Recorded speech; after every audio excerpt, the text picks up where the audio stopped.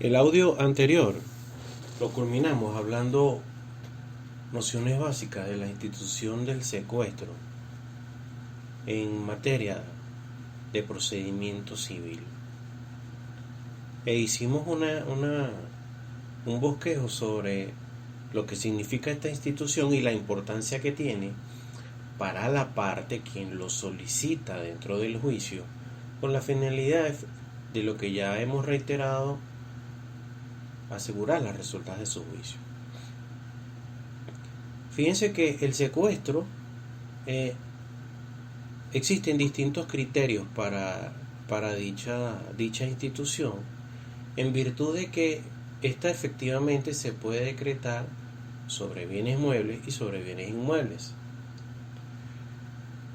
Sin embargo, en el caso de los bienes inmuebles, pues es muy particular, y fíjense ustedes que para ello existe la figura de la prohibición de enajenar y gravar, que la encontramos a partir del artículo 600, pero también se incluye a los inmuebles dentro del secuestro, en virtud de que no todos los inmuebles pueden efectivamente cubrir o puede efectivamente ser efectiva la medida de prohibición de enajenar y gravar. ¿Y por qué les digo esto?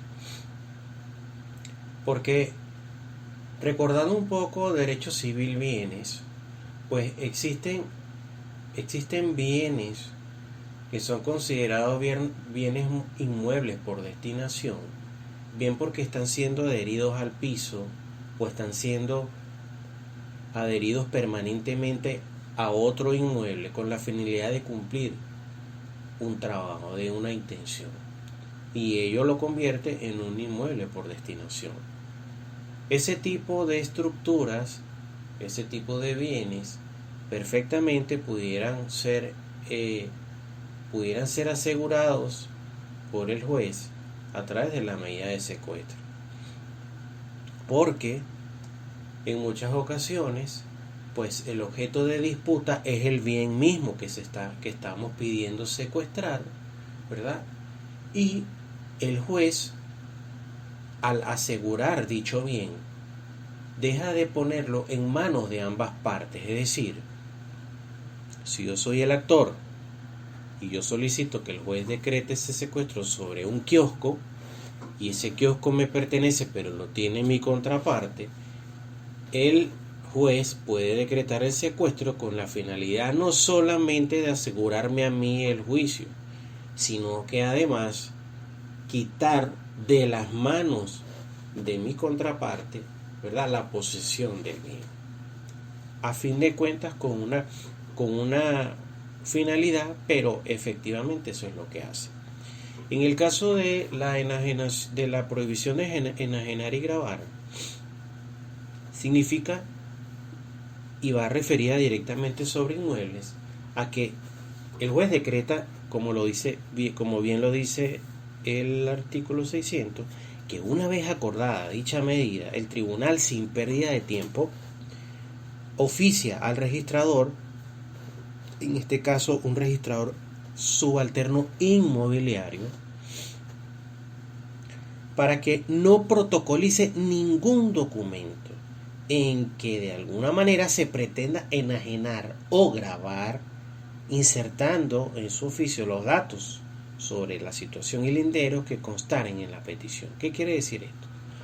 Si bien existe una prohibición a partir de ese momento de que la contraparte pueda vender el inmueble, asimismo le prohíbe grabarlo. ¿Qué significa grabarlo? Comprometerlo para alguna deuda, para alguna hipoteca, etcétera, etcétera. ¿Por qué? Porque el inmueble entraría en una suerte de persecución por parte de este acreedor extraño, este acreedor que está llegando, y obviamente la ley le va a respetar a él su derecho de acreedor. ¿Con qué finalidad hace esto el juez? Con la finalidad de que no aparezca de la nada un acreedor que se haga con los derechos sobre el inmueble, porque entonces nosotros no vamos a tener de dónde cobrar nuestro juicio. Muy importante, a partir del artículo 601, cuando el decreto de la medida, en qué oportunidad el juez la decreta, ¿Cuál es el término? Ojo, término para hacer oposición de ella, 602. ¿Ok? Sentencia de la incidencia que pueda ocurrir, es decir,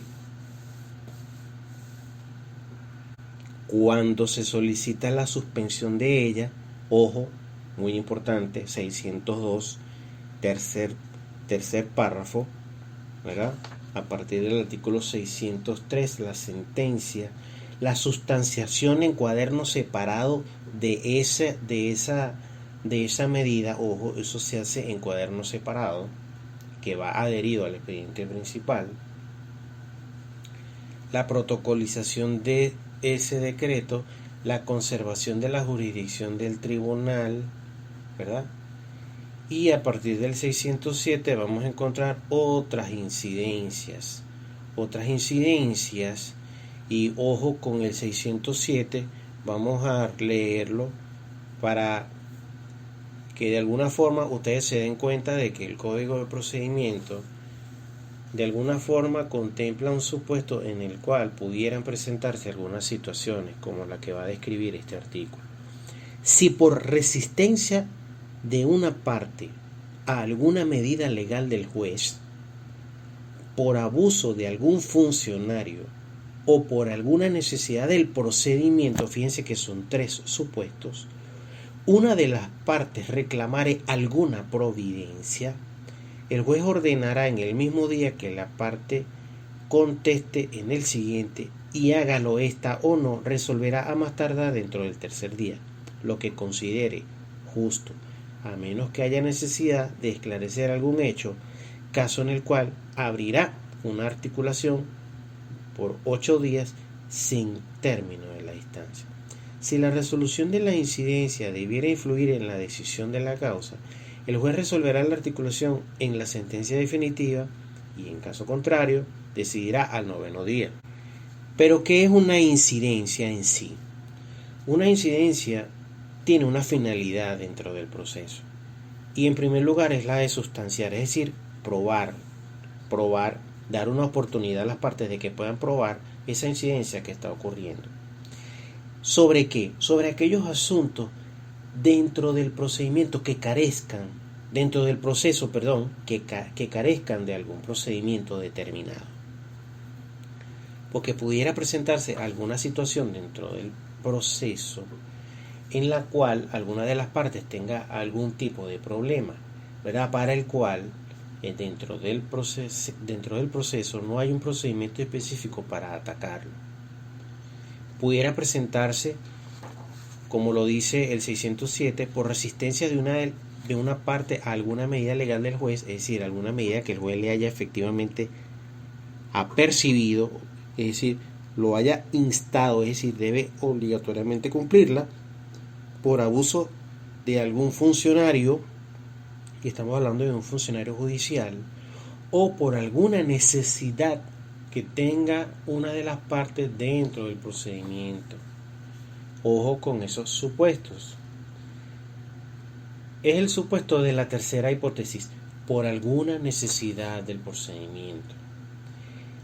Ello significa que se va a aplicar en todos aquellos casos en que haya que resolver alguna incidencia que vaya más allá de la simple sustanciación y que requiera la contención, es decir, que requiera que entre las partes haya una aclaratoria para poder continuar el juicio. Incluso se prevé un lapso probatorio sin término de distancia, es decir, un lapso que no va a cambiar. Esa decisión sobre esa articulación varía dependiendo de si va o no a influir en la decisión de la causa que estamos ventilando en el juicio. Y en el segundo supuesto, que no hubiese la necesidad de postergarla hasta la sentencia definitiva, al 9º día, luego de vencida la articulación, el juez debe decidir. Cuando no haya necesidad de probar absolutamente nada, el juez decidirá dentro del tercer día a la contestación de la contraparte o al momento en que debió haber contestado y no se realizó esta. A partir del libro cuarto, los procedimientos especiales, vamos a hacer un salto. ¿ok?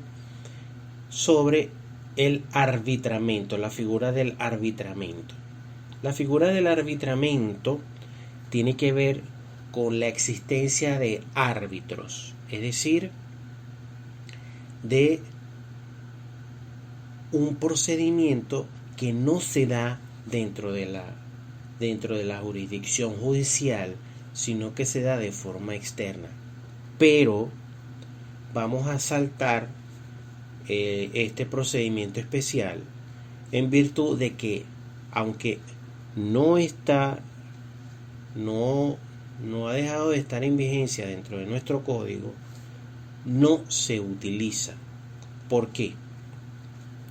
Porque para ello estaríamos hablando de otra institución que forma parte del sistema de justicia venezolano y que en la actualidad sí está vigente, sí funciona, ¿verdad? Y que en lo particular yo soy en estos momentos estudiante de estudios avanzados sobre el arbitraje.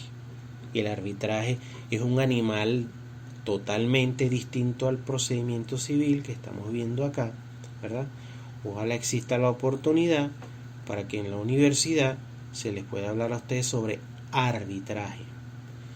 Entonces vamos a hacer un salto aquí de estos artículos y ya les voy a decir a partir de dónde vamos a continuar con la presente lectura. Del 608 vamos a dar un salto hasta el artículo 630. ¿Qué quiero decirles con esto? Que yo dentro de los planes de evaluación no voy a incluir el arbitramiento ni voy a incluir todos esos artículos, no voy a incluir absolutamente nada de contenido del arbitramiento. Como les dije, es una figura que, si bien está presente dentro del Código de Procedimiento, es una figura que en la actualidad no se utiliza. Para ello existe el arbitraje.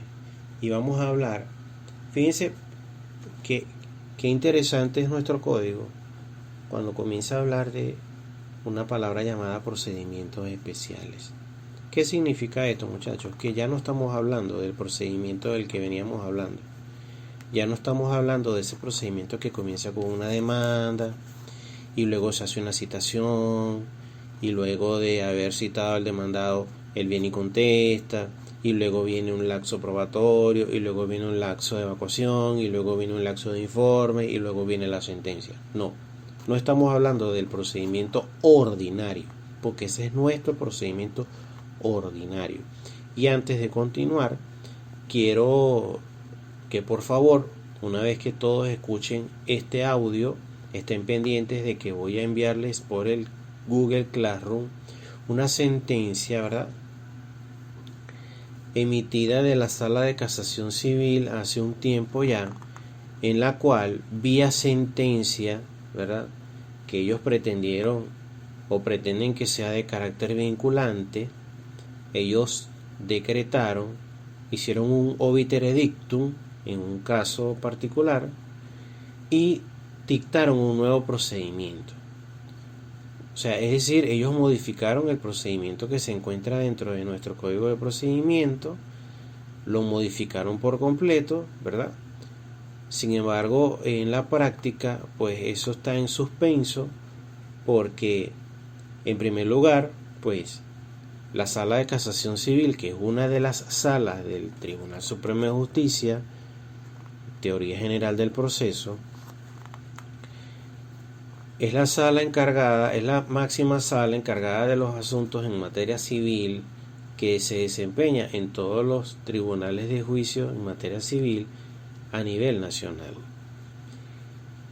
Pero más allá de ello, la Sala de Casación Civil hizo una sentencia en la cual modifica el procedimiento, y si recordamos derecho constitucional, pues quien está encargado de modificar las leyes, de hacer una reestructuración de ellas, en este caso es el cuerpo legislativo, que es la Asamblea Nacional. En el siguiente audio vamos a comenzar a partir del 630 juicios ejecutivos, de la vía ejecutiva.